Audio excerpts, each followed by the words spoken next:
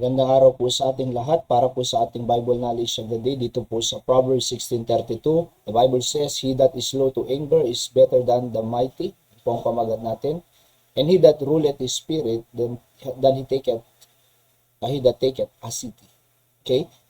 Slow to anger is better than the mighty. Yung slow po dyan ay arik sa Hebrew word. Ang ibig sabihin ay long-suffering, patient. Ano po? First, yung anger ay wrath, angry. Better po ay most pleasant, well-favored.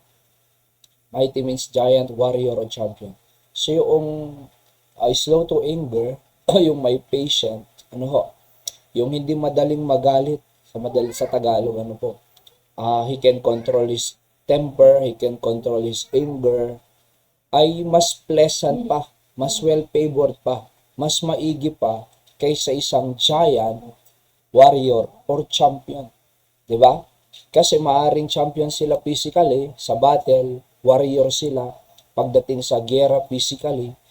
Pero kung hindi naman nila matame yung kanilang anger, aawayin nila yung tao, or madaling magalit, high blood, awayin niya asawa niya, diba? At laging galit. Meron nga mag-asawa normal na lang daw silang nagsisigawan araw-araw. So mahirap po yun, di ba? Alright? So kaya nga sabi dyan, ay he that is slow to anger is better than a mighty. Kaya pinakamahalaga po, we can control our temper, our wrath, yung galit natin, yung ating pagiging high blood, pagiging magagalitin. Okay? Kasi wala namang maitutulong yun. Magkokos ng conflict po yun. Alright? So, sa ating pong principles of the day, if you can control your wrath, you are better than a warrior. Diba? So, napakahalaga po na meron tayong pag-control ng lahat. Yung ating galit. Okay?